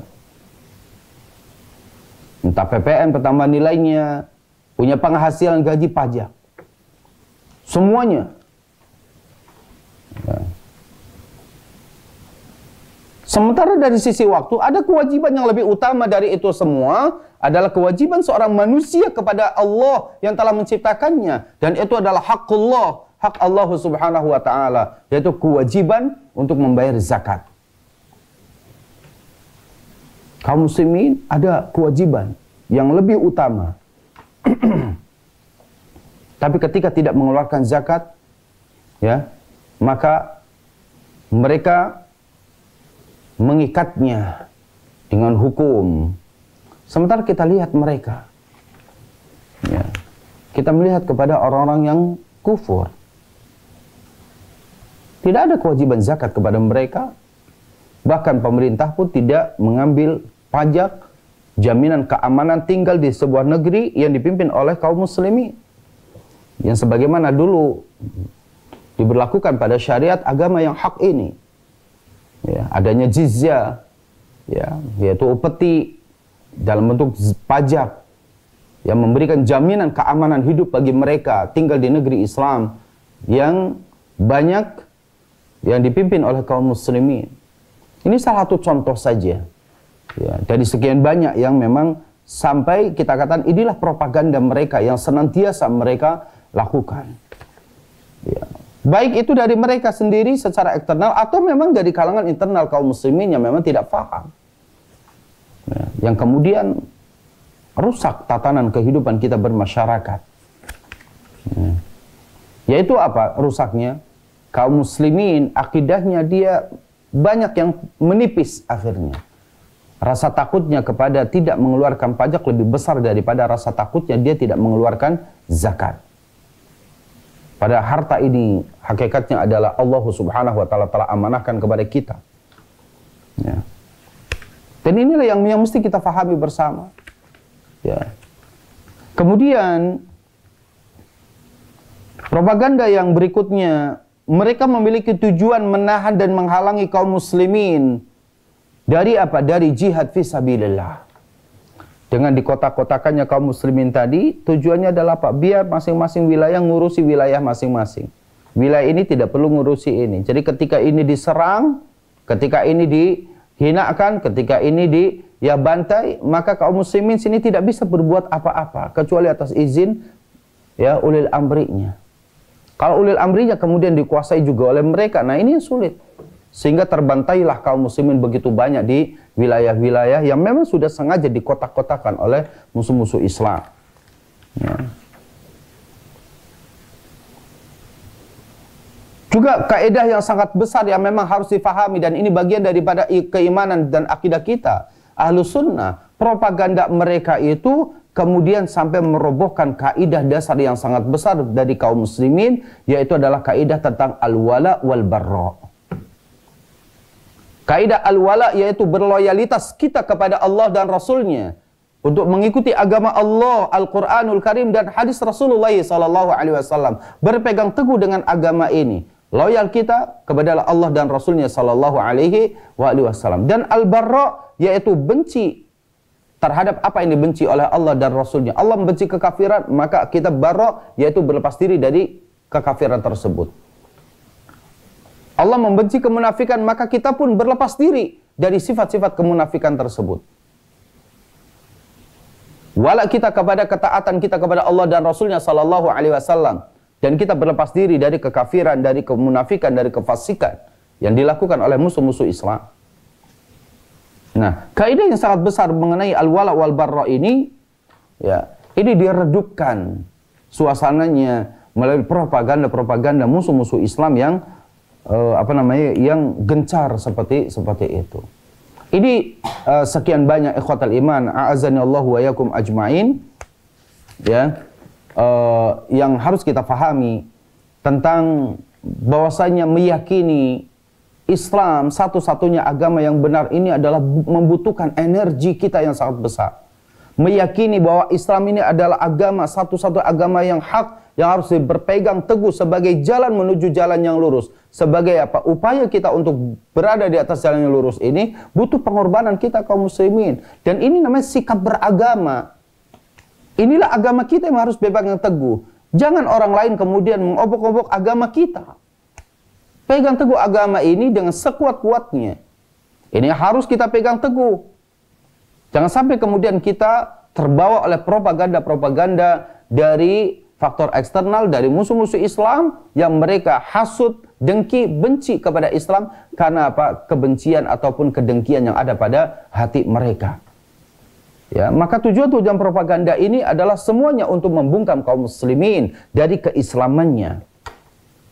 Yang kata sebagian ulama kontemporer, mereka mengatakan saat ini kami sulit untuk mengeluarkan umat Islam, memurtadkan umat Islam dari agamanya, pindah agama. Itu sulit. Tapi kami akan terus bisa berusaha melakukannya dengan cara apa? Ya, dengan cara menjauhkan umat Islam dari pemahaman syariat agama yang benar ini. Ini disampaikan kepada kita bagaimana keinginan Barat secara umum dengan kekafiran yang ada pada mereka, mereka sulit untuk menembus agar umat Islam ini murtad dari agamanya. Tapi bagaimana caranya? Yaitu menjauhkan kaum muslimin dari berpegang teguh kepada agama mereka. Strategi yang keduanya, alternatif yang kedua inilah yang dia jalankan. Sampai betul-betul umat Islam itu kemudian dia tidak lagi kenal dengan agama ini. Baru setelah itu ya ditarik kepada agama mereka, ini akan lebih mudah. Nah, dari sinilah kemudian dijelaskan ya oleh para ulama kita dan juga oleh Fadilatul Ustadz di sini bagaimana kemudian kewajiban kita kaum muslimin terhadap untuk mengkanter propaganda-propaganda yang ada sehingga kita tetap meyakini bahwa satu-satunya agama yang benar adalah Islam, ini tetap dipegang teguh, dijaga dalam jiwa kita. Bagaimana kewajiban kita? Insyaallah taala hal ini akan kita bahas pada kesempatan yang akan datang. Semoga yang sedikit ini di poin yang ke-12 ini ya sebagian dari apa yang telah saya jelaskan tentang propaganda-propaganda Barat dengan kebenciannya kepada Islam, ya, ini kita ingin jelaskan bagaimana kewajiban kaum muslimin, ya, bagaimana kewajiban kita kaum muslimin. Maka insyaallah taala akan kita bahas pada kesempatan yang akan datang. Hadanallahu wa yakum ajma'in. Wa sallallahu ala nabiyyina Muhammadin wa akhiru da'wana alhamdulillahi rabbil alamin.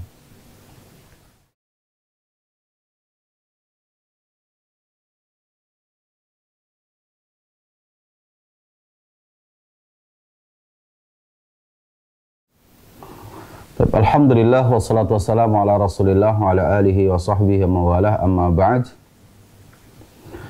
Ikhwatal iman azanallahu wa yakum ajma'in. Ada beberapa pertanyaan yang sampai kepada saya. Yang pertama dari Ummu Fajar di Garut.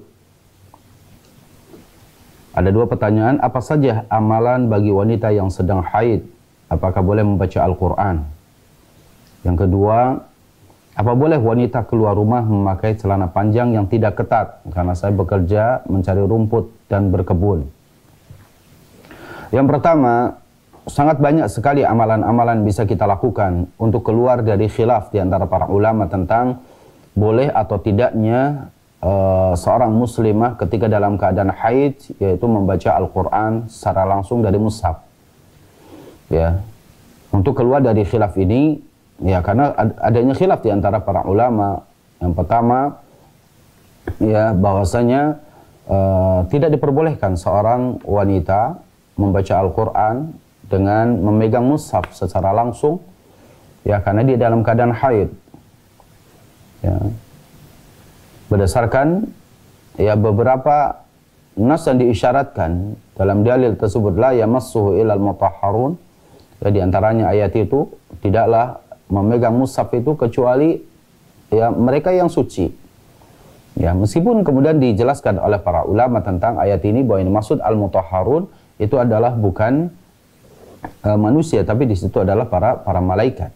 Kan ya, jadi yang memegang Al-Qur'an itu adalah para malaikat.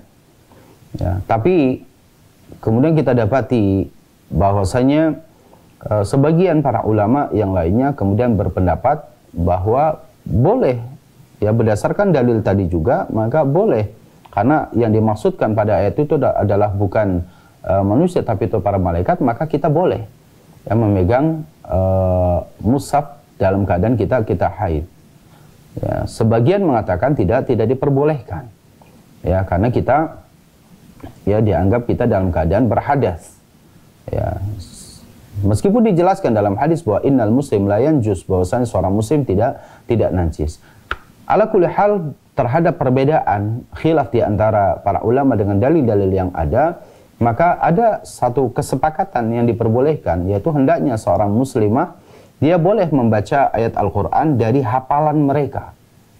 Ya, dari hafalan mereka. Maka di sini seorang muslim atau muslimah ya juga dituntut untuk banyak menghafal ayat-ayat Al-Qur'anul Karim, yang pada saat wanita itu haid maka dia boleh memurojaah, mengulang-ulang dari ayat-ayat yang dia baca meskipun dia dalam keadaan haid, dengan tidak langsung memegang mushafnya.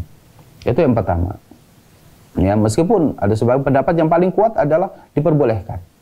Ya, diperbolehkan. Baik dia dalam keadaan apa? Dalam keadaan dia berhadas atau tidak, hadas kecil maupun hadas besar. Ya, itu pendapat yang kedua, diperbolehkan. Ya, pendapat yang paling kuat adalah diperbolehkan. Hanya saja ta'adduban kita masuk dalam wilayah adab kita kepada Al-Quran, ya, untuk lebih kekhusyuan kita dalam tilawah Al-Quran kita, karena ini ibadah kita kepada Allah Subhanahu wa taala. Sebagian ulama tetap ada berhati-hati dalam masalah ini, sehingga keluar dari khilaf tersebut, kalau sekiranya memang kita ragu-ragu terhadap masalah ini dan kita punya banyak hafalan ayat-ayat Al-Quran, maka lakukan itu. Ya, maka lakukan membaca Al-Quran dari dhahri qalbin, yaitu dari hafalan kita. Ini yang tentunya saja tidak akan ada khilaf di antara para ulama. Yang keduanya, kemudian ternyata banyak sekali amalan-amalan yang bisa kita lakukan selama kita dalam keadaan haid. Pertama, berzikir secara mutlak. Kita zikir kepada Allah, memperbanyak istighfar kita kepada Allah Subhanahu wa taala. Ya, kemudian tetap kita zikir pagi, zikir petang, dan juga kita berzikir apa saja, memperbanyak istighfar, memperbanyak tasbih, tahmid, takbir kita, ya, kemudian mengucapkan la ilaha illallah, atau kita membaca hauqala la haula wala quwata illa billah. Ala kulli hal dia berzikir kepada Allah Subhanahu wa taala. Kemudian berikutnya juga bagian daripada ketaatan kita kepada Allah Subhanahu wa taala, ya, tetap kita melakukan amaliah-amaliah harian kita. Ya, birrul walidain kita, kemudian kita berbuat baik kepada mendidik anak-anak kita dengan sebaik-baiknya. Ini adalah termasuk amalan-amalan yang tidak dibedakan antara kita dalam keadaan haid maupun dalam keadaan kita nifas. Bahkan, mohon maaf, bagi seorang istri yang dalam keadaan haid pun dia boleh bercumbu dengan suaminya, ya, selama dia tidak berhubungan suami istri, ya. Nah, ini adalah bagian daripada hal-hal yang memang membedakan antara kita, ya, wanita kita yang muslimah dengan wanita ahlul kitab dulu, di mana mereka ketika wanitanya di dalam keadaan haid maka dikucilkan, maka tidurnya dipisahkan. Ya, maka dalam Islam tidak. Ya, Rasul sallallahu alaihi wasallam mengajarkan kepada kita, wanita kita dalam keadaan haid, istri kita dalam keadaan haid, maka kita pun boleh tidur bersama dengan suami kita, boleh kita bercumbu selama kita tidak melakukan hubungan suami istri. Allahu taala a'la wa a'lam. Ya, adapun kemudian kita bagaimana kita seorang wanita dalam berpakaian, ya. apakah kita diperbolehkan ya menggunakan celana panjang meskipun tidak ketat ya dalam beraktivitas? Jawabannya tidak boleh. Karena ini juga tasyabbuh kepada kaum laki-laki. Ya, yang bekerja meskipun ibu misalkan mencari rumput ataupun berkebun ataupun apa saja, maka saya kira jubah yang lebar gitu yang menutupi seluruh anggota tubuh kita, maka insyaallah taala ini jauh lebih aman. Ya, tidak tasyabbuh kepada kaum laki-laki. Karena kalau pintu ini dibuka, maka nanti akan banyak alasan. Yang mereka kerja di kantor, kemudian turun naik bus dan yang lainnya, naik kereta dan lainnya, maka mereka akan ada kesulitan dengan ini. Maka jadilah apa yang saat ini terjadi. Kita dapati ya dalam kendaraan baik bus maupun kereta, kita dapati mana laki mana perempuan terkadang dari ya berpakaian hampir sama, dan ini tidak diperbolehkan ya. Allah taala. Assalamualaikum Ustaz. Waalaikumsalam warahmatullahi. Mau tanya Ustaz, apakah ada hikmah mengamalkan Quran surat Yusuf ayat 4? Allah Subhanahu wa taala berfirman dalam Al-Qur'an ya surat Yusuf, Allah katakan ayat 4, "Idz qala Yusufu li abihi ya abati inni ra'aitu ahada asyara kaukaba wasyamsa wal qamara ra'aituhum li sajidin." Ingatlah ketika Yusuf berkata li abihi kepada ayahnya, "Ya abati, duhai ayahku, inni ra'aitu ahada asyara kaukaba, sesungguhnya aku melihat 11 ya bintang ya wasyamsa matahari wal qamar dan bulan ra'aituhum li sajidin." Ya, aku melihat mereka semua bersujud kepadaku. Apakah ada hikmah mengamalkan ini? Amalan dalam bentuk apa kira-kira? Ya, memang kita diperintahkan untuk bersujud kepada Allah Subhanahu wa taala. Manusia diperintahkan bersujud kepada Allah.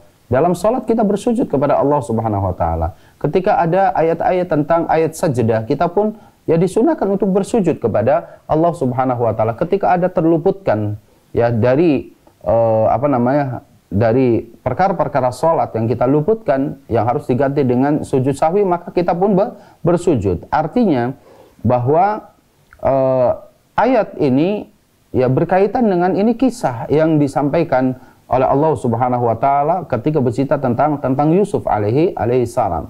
Artinya bagi kita ini merupakan pelajaran bagi kita bahwa wajib bagi kita tunduk kepada Allah Subhanahu wa taala. Ya. Nah, kalau kemudian ya misalkan ayat ini dijadikan sebagai amalan orang tertentu untuk pengasihan ya, atau sebagaimana sebagian misalkan untuk memelet wanita ya kemudian biar wanita itu tunduk kepada keinginannya dia membaca ya inni ra'aitu ahada asyara kaukaba wasyamsa wal qamara ra'aituhum li sajidin, lalu disemburkan ya di air minum jadi minum kepada wanita. Ini semuanya adalah perkara yang sesat ya, dan ini tidak diperbolehkan. Ya, tidak diperbolehkan. Tidak pernah ada ya Rasulullah SAW mengamalkan ayat ini untuk kepentingan-kepentingan yang seperti kebanyakan orang melakukannya. Maka ini tidak diperbolehkan. Ya, ayat ini bercerita, ya ayat ini berkisah tentang seorang hamba Allah Subhanahu wa taala, Nabi Ismail alaihissalam. Dia berbicara kepada ayahnya. Ya, dia berbicara kepada ayahnya bahwa aku melihat seperti ini. Dan ini adalah kekhususan yang memang Allah berikan kepada itu semua. Ya, lalu bukan ayat ini kemudian diamalkan. Tidak ada amalan yang diperbolehkan oleh kita tentang masalah ini. Ya, Allah taala a'la wa a'lam. Ya, saya pada telepon masuk. Assalamualaikum. Ya, silakan Om. Dari siapa dan di mana?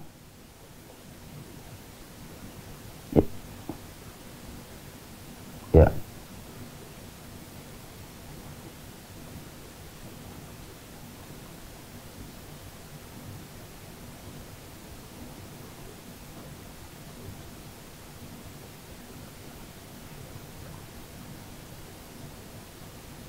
Ya. Waalaikumsalam warahmatullahi wabarakatuh. Ya. Tapi Allah Subhanahu wa taala nyatakan dari apa yang disampaikan bahwa janganlah kalian menjadikan tangan kalian terbelenggu di leher ya. Artinya kita ini terlalu bakhil dalam hidup kita ini. Ya, terlalu bakhil. Baik itu bakhil dalam ilmu, bakhil dalam dalam harta kita, ya seakan-akan kemudian tangan kita tidak mau berbagi, ya tidak mau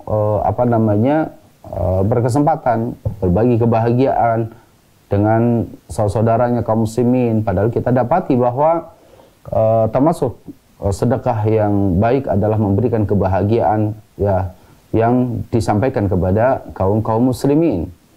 Ya, maka jangan sampai kemudian akhlak ini menjadi akhlak seorang muslim, kebakhilan ya terhadap harta yang kita miliki, karena itu semua titipan Allah Subhanahu wa taala. Tapi juga jangan sampai juga kemudian kita ini terlalu longgar dalam masalah seperti ini, sehingga ya, ketika kita ya jiwa kita ini terkadang masih ada perasa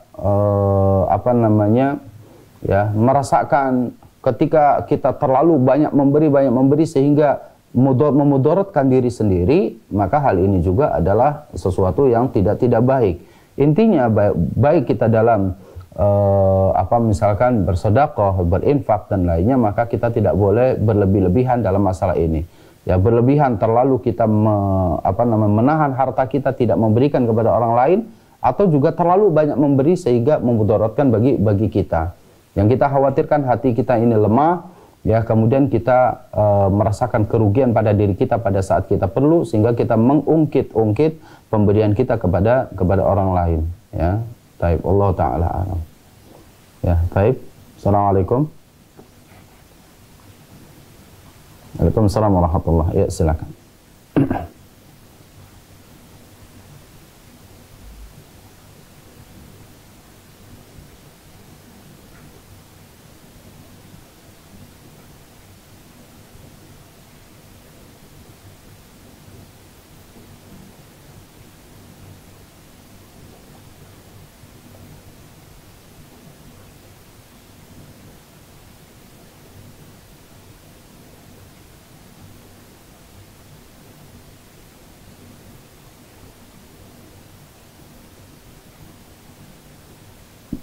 Menjual mesin air atau menjual air?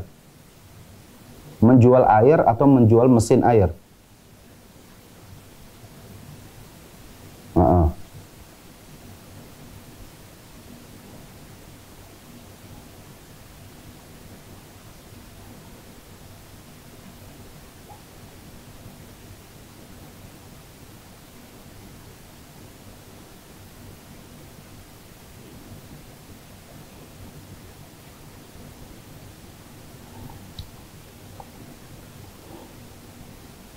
Baik, waalaikumsalam warahmatullahi wabarakatuh. Baik, tolong Ibu nanti permasalahan ini jika mendapati jawaban dari saya yang tidak memuaskan, nanti silakan Ibu bisa bertanya kepada Ustadz Erwandi ya dalam masalah transaksi ini. Kalau tidak salah saya memahami, menangkap dari apa yang ditanyakan, ya secara umum barangkali tidak hanya dalam masalah ini saja. Misalkan kita menjual air gitu ya, kemudian mesin airnya itu dari orang lain, ya, atau misalkan ada orang yang perlu air dari kita, terus kemudian mesin airnya dia dari milik orang lain, ya. Bagaimana sistem jual beli seperti ini? Allahu taala alam. Mohon maaf Ibu ya, saya kurang bisa menangkap apa yang ditanyakan. Tapi ala kulli hal begini, dalam masalah transaksi jual beli ini, ya dalam masalah jual beli transaksi ini, kaidah-kaidah secara umumnya harus kita gunakan. Yang pertama diantaranya adalah bahwa bertransaksi jual beli ini, barang yang diperjualbelikan ini harus jelas. Ya, barang yang diperjualbelikan ini harus jelas. Jadi ada barang yang memang mau kita jualkan. Ya, bukan hanya sekedar foto, bukan hanya sekedar iklan-iklan belaka yang lalu kemudian ketika seseorang yang mau membeli itu datang, kemudian ternyata barangnya tidak ada gitu ya. Maka ini sesungguhnya sesuatu yang mengkhawatirkan dalam transaksi jual beli ini, atau bisa menyebabkan batal sebuah transaksi ini. Jadi itu yang pertama, barang yang akan diperjualbelikan itu jelas, spesifikasinya juga jelas. Kalau kita jualan air minum, ini air minum itu jenis apa? Ya, jenis yang biasa hanya sekedar di filter, kemudian misalkan kandungannya seperti apa, ini juga harus jelas. Air RO misalkan, ini seperti apa definisi air RO, ini juga harus jelas. Misalkan diambil air ini dari mesin yang seperti apa, karena ini membutuhkan perkara yang harus diketahui. Jangan sampai kemudian orang mengatakan bahwa air ini RO tapi mesinnya ternyata mesin biasa, atau misalkan dia diambil dari kedalaman air, mengatakan dia air gunung tapi ternyata dia dari air sumur misalkan, ya, dan yang lain-lainnya. Ini berarti ada kejelasan dari barang yang akan diperjualbelikan. Itu yang pertama. Yang kedua, yang harus diperhatikan juga oleh kita, bahwa harga juga harus sudah jelas. Ya, harga harus sudah jelas juga. Ya, harga ketika beli, dia datang ngambil barang itu berapa, kemudian kalau misalnya diantarkan juga ada ongkos kirimnya berapa, ini harus jelas dari akad awalnya. Kalau misalnya beli air, maka kalau dengan galonnya berapa, tanpa galon berapa, diambil sendiri berapa, diantarkan berapa. Ya, ini juga harus jelas. Beli dalam kamiyah besar atau jumlah yang besar, partai yang besar, ini berapa, kalau satuan berapa. Jadi ada harga yang jelas di situ. Yang itu nampak. Jadi tidak mubham atau tidak diketahui harganya. Ini jangan sampai seperti itu. Yang ketiga, barang itu secara mutlak sudah menjadi milik kita. Ya, secara mutlak sudah menjadi milik kita, baik akad maupun zat barang tersebut. Ya, jadi kalau misalkan akadnya kita sudah membeli barang tersebut, cuman barangnya kita taruh di gudang A, gudang sana, yang kita juga mengeluarkan pembiayaan gudang tersebut. Ya, karena barang itu tidak diantarkan ke rumah kita, tapi itu sudah menjadi secara akad mutlak milik kita. Yang kalau terjadi sesuatu pada barang tersebut, itu tanggung jawab kita misalkan. Ya, maka hal ini tentunya itu boleh ditransaksikan. Tapi kalau barang itu belum menjadi milik kita, belum menjadi milik mutlak kita, masih ada terkait dengan orang ketiga atau orang keempat dan yang lainnya, maka ini jangan diperjualbelikan kecuali mereka semuanya orang yang berkongsi itu bersepakat terhadap jual beli barang yang ada tersebut. Nah, kemudian juga yang harus diperhatikan oleh kita dalam jual beli juga itu ada yang namanya khiyar, yaitu masa untuk tawar-menawar. Ya, baik masa tawar-menawar terhadap barang yang mungkin kecil, cukup ketika lagi berhadapan di situ. Ya, barang sudah dilihat, sudah dipegang, sudah diperhatikan, diperiksa, ternyata kemudian cocok, harga sekian, lalu bayar. Setelah bayar, kalau sudah meninggalkan tempat, maka itu sudah menjadi tanggung jawab masing-masing. Itu namanya khiyar. Ada yang khiyar memang itu bisa saja melewati waktu sehari, 2 hari, 3 hari yang disepakati bersama. Kalau ada kecacatan ya pada barang tersebut yang sebelumnya tidak didapati kecacatan tersebut, ternyata setelah diperiksa kembali ada kecacatan, tapi dalam masa khiyar waktu 2 hari, 3 hari, maka ini boleh komplain dan bisa harus menerima di situ. Ya, ada juga misalkan khiyar itu dia dalam bentuk misalkan waktunya lama setelah barang sampai, gitu, dikirimkan, karena ini adalah jual beli online yang sekarang banyak marak di kalangan kita misalkan. Nah, ini juga harus jelas dalam masalah seperti itu. Jadi harus diberikan masa khiyar. Dan yang terakhir juga harus sama-sama ridho terhadap sebuah transaksi jual beli tersebut. Tidak boleh kita menjual barang yang barang itu tidak ada, atau tidak boleh kita menjual barang yang barang itu masih milik orang lain, belum milik sempurna, belum dipegang oleh kita baik akadnya maupun zat barangnya. Kemudian juga harus diberikan masa khiyar, masa untuk menunggu lanjut atau tidak lanjut jual beli tersebut. Kemudian juga harus ada transparansi ya dari spek yang ada, dan juga kalau ada kecacatan, tidak boleh kita menyembunyikan dari kecacatan terhadap barang yang ada ya. Allahu taala a'lam. Ya, ini secara umum saja, tapi permasalahan yang ibu tanyakan nanti fadhol silakan ibu tanyakan kepada ustadz yang lain yang insyaallah yang lebih paham dalam masalah ini. Allahu taala a'la wa a'lam. Assalamualaikum warahmatullahi wabarakatuh, dari Pak Samijo di Jakarta. Pak Ustadz, saya mau tanya ya. Waalaikumsalam warahmatullahi. Saya mau tanya, apa hukumnya apabila ada orang yang sedang sholat lalu ada orang di sebelahnya membaca salawatan dengan suara keras, yang sangat keras, bahkan pakai speaker? Mohon pencerahannya. Yang pertama, bahwa dia bersalawatan itu pada saat kali kita sholat apa. Ya, kalau memang kita saat itu sedang salat berkumandang dengan salat berjamaah. Ya, salat berjamaah. Tentunya setelah azan, kemudian kalau ada qobliyah, kemudian kita salat bersama imam di masjid tersebut. Ya, di masjid tersebut, dan kita penduduk di masjid tersebut, salat bersama imam. Ya. Tapi kemudian setelah salat selesai, ya, ada mungkin sebagian dari amalan-amalan yang kaum muslimin yang perlu disampaikan juga ilmunya kepada mereka. Lalu ada sebagian masyarakat yang datang kemudian karena dia masbuk, dia sholat, tetap sholat wajib juga, tapi kemudian mereka melanjutkan shalawatannya dengan keras seperti itu. Ya memang itu mengganggu. Memang sedapatnya secara umum bahwa ini tidak boleh dilakukan. Ya tidak dilakukan bagi mereka. Ya hendaknya dia berzikir kepada Allah, ya, dengan perlahan-lahan dan tidak dengan teriak-teriak, apalagi dengan berspeaker. Ini adabnya. Tapi membutuhkan ilmu untuk menjelaskan hal ini kepada mereka dengan sabar juga. Ya, kalau sebagian mereka kemudian, ya, kita tidak sabar juga mengingatkan kepada mereka akan perkara bahayanya mereka mengganggu kekhusyuan orang yang sholat. Ya, maka kemudian mereka akan balik mengatakan bahwa kita dilarang untuk bersalawat dan yang lainnya. Ya, nah ini juga yang harus difahami oleh kita. Hukum asalnya bahwa berikanlah kesempatan orang untuk melakukan salat di masjid itu dengan sekhusyuk mungkin. Karena khusyuk ini perbuatan yang berat. Salat ini juga perbuatan yang berat. Ya, wa innaha lakabiratun ila 'alal khasyiin. Ya, ingin khusyuk ini kita berat. Ditambah lagi kemudian kekhusyuan kita itu yang sedang kita lakukan ternyata terganggu dengan suara teriak-teriak, ya, dengan bersalawatan. Jangankan dengan bersalawatan, membaca Al-Quran saja apabila kita ada salat, maka hendaknya kita, ya, mengurangi volume dari bacaan Al-Qurannya.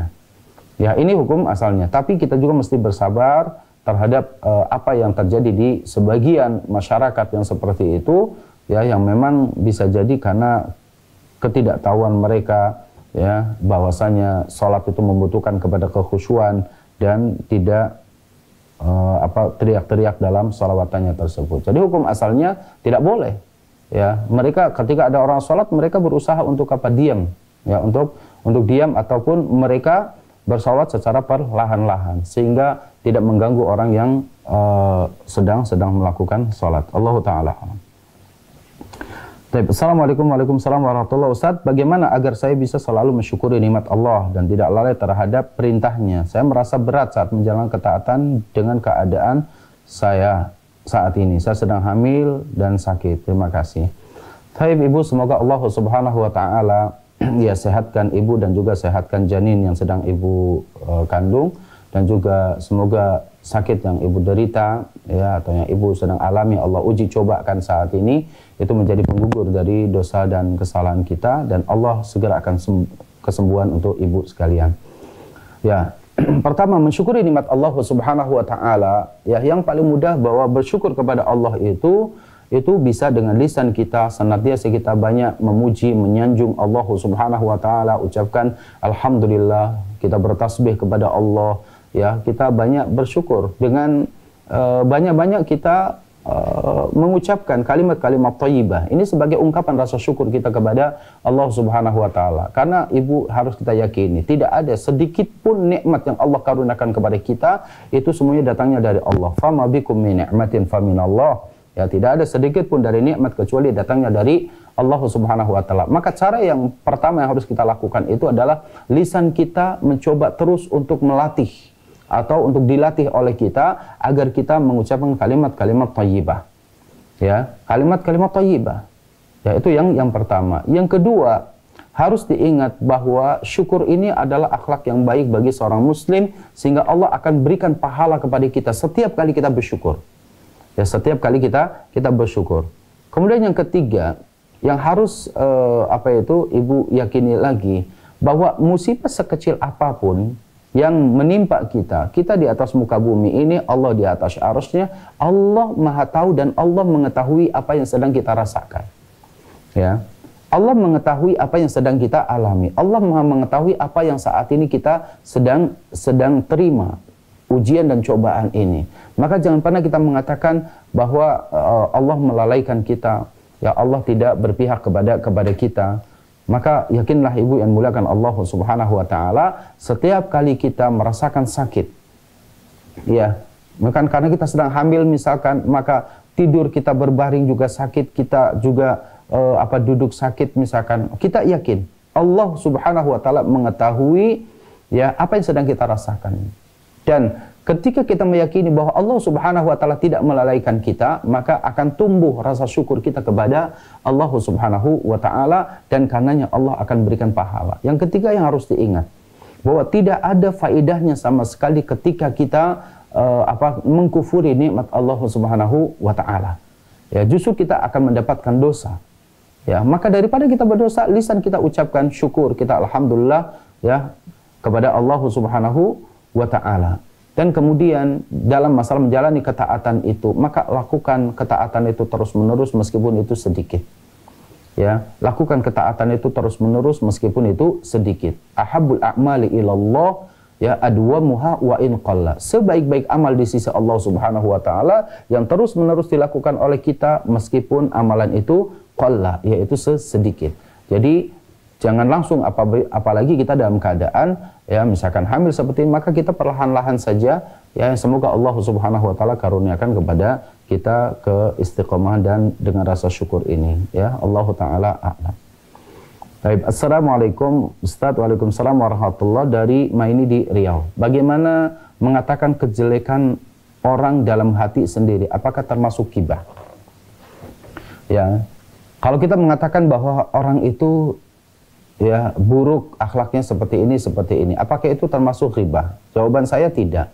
Tapi kalau memang keburukan ada pada orang tersebut, yang kita memang tahu keburukan pada orang tersebut, maka yang pertama kali kita lakukan adalah ya, kalau memang kita tahu, ya, kalau memang kita tahu. Karena kalau tidak tahu berarti kita suudzon, berburuk sangka. Tapi kalau memang kita tahu keburukan yang ada pada orang itu, tapi cukup di dalam hati kita saja mengetahuinya, maka caranya adalah pertama kita beristighfar kepada Allah Subhanahu wa taala, semoga kita tidak tertular dari keburukan tersebut. Yang kedua, kita doakan orang yang berbuat keburukan tadi, semoga Allah berikan petunjuk kepadanya dan Allah perbaiki keadaannya. Yang ketiga, kalau memang kita mampu untuk mengingatkannya, ya dalam keadaan ibu berdua dengan dia, ingatkan dia. Ya, sesungguhnya saya takut saya juga ghibah, ngomongin Anda ke orang, maka lebih baik saya langsung kepada Anda. Saya melihat ada keburukan yang Anda lakukan begini dan begini. Maka itu jauh lebih baik. Berdua, tidak boleh di hadapan orang lain.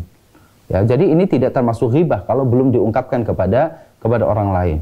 Tapi kalau diungkapkan kepada orang lain tentang keburukan orang tersebut, meskipun keburukan itu ada pada orang tersebut, itu namanya ghibah. Ya, itu namanya ghibah. Tapi kalau baru masih terlintas dalam hati kita, terbetik dalam hati kita, ya, dan memang kita tahu keburukan pada orang pada itu, memang ini bukan ghibah. Bukan juga suudzon, karena kita memang tahu keburukan tersebut. Kecuali kita tidak mengetahuinya, katanya, maka ini bersuudzon. Sampai jelas sekali bukti bahwa dia itu berbuat keburukan. Ya, maka itulah salah satunya jalan adalah kita berdoa kepada Allah semoga kita tidak tertular keburukannya, dan kita juga mendoakan kebaikan untuk dia, ya. Allahu taala. Tapi dari Ibu Yulia di Bogor, assalamualaikum. Waalaikumsalam warahmatullahi. Jadi sampai di mana batasan kaum muslimin boleh bergaul dengan non muslim, terutama yang berada di lingkungan terdekat atau tetangga kita? Apakah boleh saling membantu dalam kebutuhannya? Dalam perkara dunia maka boleh. Dalam perkara dunia maka boleh. Ya, misalkan ya dia kelaparan, maka kita bantu makanan kepada dia, maka boleh. Atau dia barangkali ya sedang beresin rumahnya, yang kemudian dia membutuhkan air dari kita, maka kita boleh membantunya, karena ini perkara-perkara yang sifatnya adalah dunia, dan juga ada hak tetangga misalkan. Ya, maka dia diperbolehkan, dia membutuhkan air dari kita misalkan, karena kamar mandinya sedang direnovasi misalkan, maka kita boleh berbagi air dengan dia. Ya, atau mungkin dia menitipkan barang sesuatu kepada kita, maka kita boleh menerimanya. Ya, begitu juga kita boleh datang kepada dia untuk tukar pikiran sampai memang kita juga ada. Tapi yang menjadi masalah, kita harus ada target. Kita harus ada niat. Ya, bahwasanya apa yang kita lakukan ini ya karena kita berharap kepada Allah, dia bisa masuk ke dalam Islam yang itu merupakan sebesar-besarnya nikmat. Itu yang harus dilakukan oleh kita. Bukan hanya sekedar kita say hello atau misalkan gitu ya, tidak ada tujuan apa-apa. ya tidak memiliki itu tujuan apa-apa. Ya, jadi dalam perkara-perkara dunia dagang misalkan, maka boleh-boleh saja. Ya, kita jual beli dengan orang-orang mereka, maka hukumnya boleh. Ini batasnya. Tapi kalau dalam perkara agama maka nggak boleh. Dia ada acara-acara berkaitan agama, kemudian kita ikut-ikutan, enggak. Lakum dinukum waliyadin. Bagi kalian adalah agama kalian, bagiku adalah agama. Dalam perkara agama masing-masing. Dalam perkara dunia kita boleh bermuamalah dengan dia. Wallahu taala a'lam. Tapi dari Abu Bilal di Cikarang Selatan yang dinamakan mushaf yang nggak boleh disentuh pas haid itu yang mana Ustaz? Ya, kalau kita pahami mushaf yang ada, mushaf yang Al-Qur'an yang ada di hadapan kita. Ya, seperti ya ini mushaf yang dicetak oleh pemerintahan kita atau oleh siapa saja, memang itu mushaf. Ya, apakah itu memang mushaf itu di dalamnya ada pinggirannya, ada tafsirannya atau apa, ya selama itu memang kita kategori sebagai mushaf, maka itu mushaf. Tapi kalau barangkali kita melihat ini kitab tafsir ya Imam Ibnu Katsir misalkan 6 jilid, ya ini kita katakan kan itu tafsir meskipun di dalamnya ada ayat Al-Qur'annya. Ya ini tafsir Al-Imam Al-Qurtubi, tafsir Al-Imam At-Tabari, itu ada tafsir. Tapi kalau mushaf yang memang kita baca dan itu adalah mushaf. Ya seperti ini misalkan kita mushaf yang itu ada Al-Qur'annya, atau misalkan hanya sekedar terjemahan juga, Al-Qur'an dan terjemahnya itu juga bagian daripada mushaf. Tapi kalau kita nyebutnya itu adalah tafsir, maka itu ada kitab tafsir. Ya itu yang saya pahami dari makna mushaf. Allah taala. Jadi Pak Hadi Solo, saya punya sebidang tanah yang saya beli dengan cara riba, yaitu separuhnya saya beli dengan cicilan bank sampai sekarang. Bagaimana saya bertobat? Apakah saya harus lunasi kemudian menjual tanah tersebut? Terus hasil penjualan tanah tersebut bagaimana? Allahu ta'ala a'lam dalam masalah seperti ini. Yang nampak dari apa yang saya fahami, bahwasanya pertama bahwa kita harus bersegera memutuskan diri kita dari praktek-praktek riba seperti itu. Maknanya kalau itu sudah terlanjur atas ketidaktahuan kita sebelumnya, maka segera kalau kita memiliki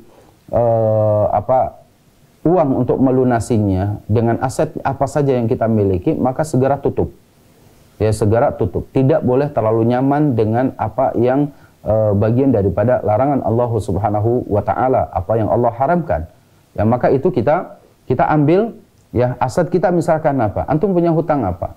Ya, misalnya punya hutang rumah. Ternyata antum ada mobil untuk menutupi, maka jual terlebih dahulu mobil ini lalu tutupi itu semuanya ya sampai kemudian kita tidak lagi berinteraksi dengan riba. Itu cara yang pertama. Yang kedua, kalau memang betul-betul kita ingin membersihkan, ya kita ingin membersihkan, maka kita bisa hitung. Ya, tanah itu misalkan di pasaran itu harganya berapa? Ternyata misalkan ya tanah itu harganya misalkan dengan bangunan yang ada 400 juta. Dan ketika setelah kita tutup, ya setelah kita tutup itu perkiraan ada nilai bunganya itu kurang lebih dari 400 misalkan, yaitu 50 jutanya misalnya bunganya. Maka kita boleh untuk membersihkannya adalah 50 juta itu kita keluarkan lalu kita berikan untuk kemaslahatan umum, ya, untuk kemaslahatan umum, sehingga dari situlah kemudian harta kita menjadi bersih, yaitu harta bersih dari riba, dan juga kita tidak lagi berinteraksi dengan riba tersebut. Ya, Allahu taala. Assalamualaikum, Ustaz, aku Flora dari Sulawesi Selatan. Air wudhu di muka, di tangan, di kaki. Kalau dilap dulu baru sholat, apakah wudhu tidak batal? Tidak batal.